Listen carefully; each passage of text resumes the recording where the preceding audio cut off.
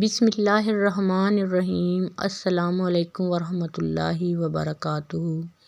مروہ بن مقتل ایک سید حسنی قاہرہ میں رہتے تھے۔ ان کی آنکھوں میں بادشاہ وقت نے سلائی بھروا دی تھی، جس کے صدمے سے دماغ پک گیا اور پھول گیا اور بدبو دے اٹھا تھا، اور آنکھیں بہہ گئیں اور بیچارے اندھے ہو گئے تھے۔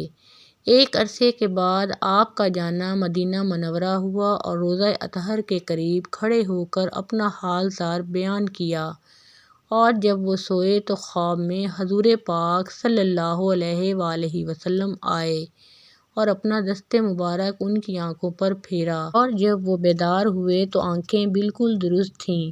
تمام مدینہ طیبہ میں اس بات کا شہرہ ہو گیا۔ جب قاہرہ واپس ہوئے تو بادشاہ ان کی آنکھوں کو درست پا کر بہت ناراض ہوا اور سمجھا کہ جلادوں نے جھوٹ بولا ہے اور ان کی آنکھیں پھوڑی ہی نہیں۔ جب لوگوں نے بتایا کہ مدینہ منورہ تک یہ اندھے تھے اور وہاں پہنچ کر یہ واقعہ ہوا ہے، تب بادشاہ کا غصہ ٹھنڈا ہوا اور وہ نادم ہوا۔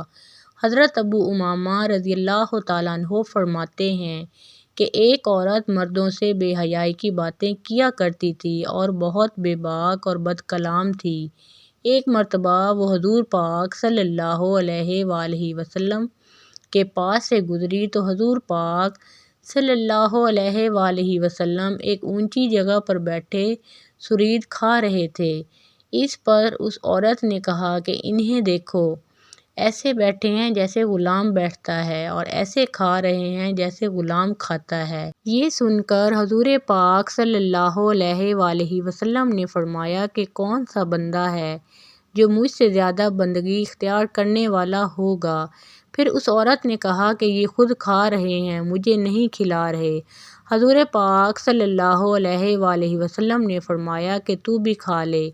اس نے کہا کہ مجھے اپنے ہاتھ سے عطا فرمائے۔ حضور پاک صلی اللہ علیہ وآلہ وسلم نے اس کو دیا تو اس نے کہا جو آپ کے منہ میں ہے اس میں سے دیں۔ حضور پاک صلی اللہ علیہ وآلہ وسلم نے اس میں سے دیا اور اس نے کھا لیا۔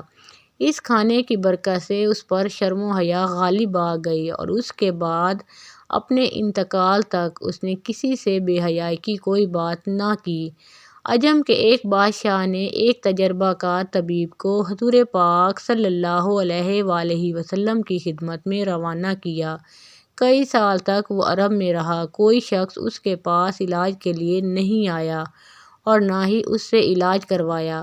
پیغمبر پاک صلی اللہ علیہ وآلہ وسلم کے پاس آ کر اس نے شکایت کی اور کہا کہ اس غلام کو صحابہ کے علاج کے لیے آپ کی خدمت میں روانہ کیا گیا ہے، لیکن کسی نے بھی اس کی طرف کوئی توجہ نہیں کی تاکہ وہ خدمت جو بندے کے لیے مقرر کی گئی ہے بجا لائے۔ اس پر حضور پاک صلی اللہ علیہ وآلہ وسلم نے فرمایا کہ اس جماعت کا ایک طریقہ ہے کہ جب ان پر بھوک غالب نہیں ہوتی نہیں کھاتے، اور ابھی بھوک باقی ہوتی ہے تو کھانے سے ہاتھ کھینچ لیتے ہیں۔